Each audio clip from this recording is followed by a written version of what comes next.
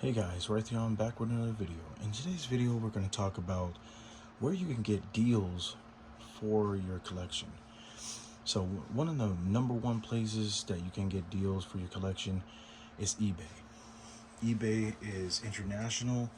Whatever you're looking for, you can find it on eBay. And chances are, if you do find it, but you're not really liking the price, you can go ahead and submit an offer or message the seller and kind of ask them if they'll be willing to haggle with the price, or do it for a little less, or maybe they could shoot out a percentage off of the item. There's many different options, and there's many different things that you can do on eBay. And none of these sites are. I'm not sponsored by any of these. I'm just letting you guys know, but I'm just letting you guys know what the top places where I kind of look for. Second one I would say would be Facebook Marketplace. There is nothing better than finding video games, especially Pokemon or like your PlayStation 2 or PlayStation 1 games. There's nothing better than finding those in person or on Facebook Marketplace, like a grandma that's getting rid of a bunch of PS1 games for like $50 or whatever. And Facebook is very vast. You can find a bunch of deals, and there's no telling what you could find, especially with yard sales, garage sales, estate sales, and stuff. There's just so many different options that you can do, and you can set notifications too to get alerted when your presets are for GameCube or PlayStation or Xbox or whatever you have. But definitely, I would say Facebook Marketplace would be an option, a great option.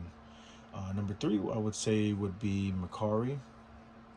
Mercari is very known for, in my opinion, there are a lot of sellers on there that have a bunch of inventory, and they do sit on the inventory for quite some time, and a lot of it just drives from not a lot of people are searching on Mercari. So you can find, I've found a bunch of stuff on Mercari before that was priced really well, and I even asked the seller if I could get a discount or something, or what's their best price, and they're like, hey, I've been sitting on this for a while, you could just take it for this price. And sometimes it'll be like $30 less, off of the price. So definitely, and you can do the same thing too. So you can message the seller, ask them for deals, or see what they could do for you, what else they have. There's a bunch of different options you can do for Mercari as well. The fourth option I would say would be Whatnot. I've been on Whatnot for a few years now as a seller and a buyer, both. So I've experienced both spectrums of it. I will be making a video on my experience on Whatnot and some tips that I can give sellers that are just starting on the app. But I would say Whatnot, there are a plethora of sellers on Whatnot. They're all different types. You can get deals pretty much anywhere on Whatnot. There are so many different categories, so many people live for cards, video games, memorabilia, Disney stuff. I mean, there's even a niche for stones. There's a niche for electronics. There's so much different categories that you can have on Whatnot.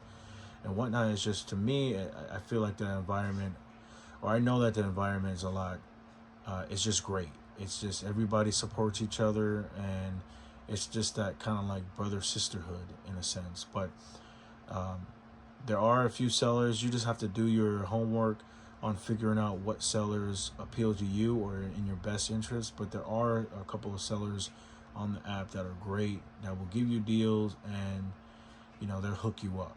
So definitely Whatnot would be one of those options. Next, I would say, this is my pick, would be Shop Goodwill.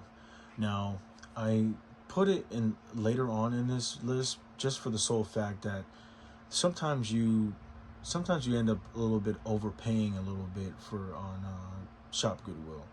Now, I have nothing wrong with Shop Goodwill. I always think that I've never gotten really a terrible package from Shop Goodwill, the website, which is if you guys don't know or you don't already know, Shop Goodwill is Goodwill's site for each location. So there's a ton of different Goodwills all around the United States, and they have a specific store, online auction store, that they sell all their merchandise that they get in, pretty much. So it's all state by state, it's all different, you know, it's different sellers and everything, from all the way where I live at here in Atlanta all the way up into California, you know, let's say. But definitely Shop Goodwill, you know, you can get some good deals on there. I've gotten a lot of good deals.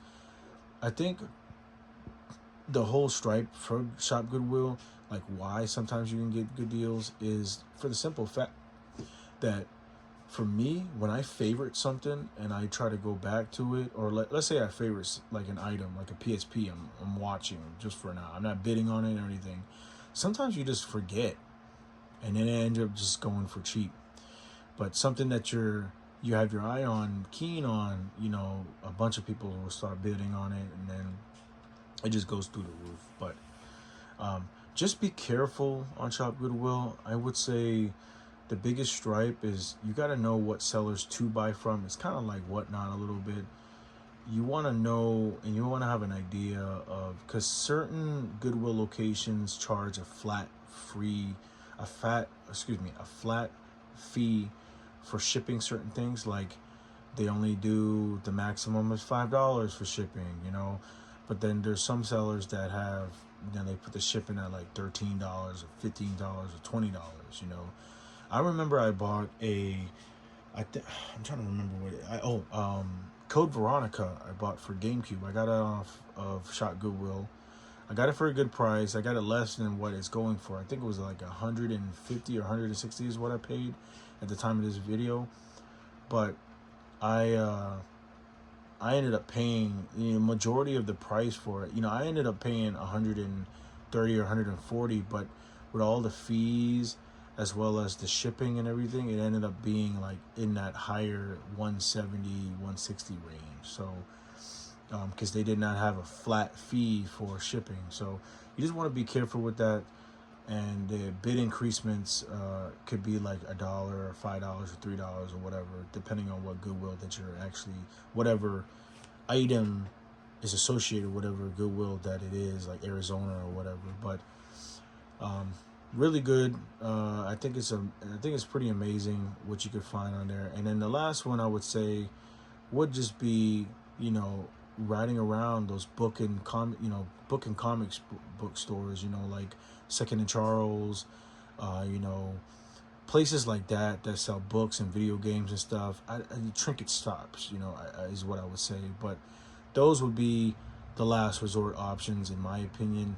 But you can find really good deals. Like, shoot, I just picked up Pokemon Crystal for $120. It sounds like a lot of money. It was $119 for it, but on eBay it sells all day, every day for around $180 to $200, all day, every day.